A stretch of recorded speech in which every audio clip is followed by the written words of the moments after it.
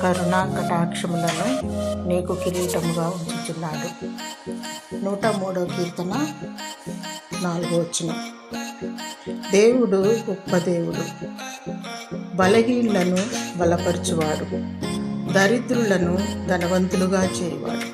తన ఉచితమైన మహాకృపను బట్టి మేలుతో హృదయమును తృప్తిపరచువాడు. కృప వెంబడి కృపను దయచేయవాడు.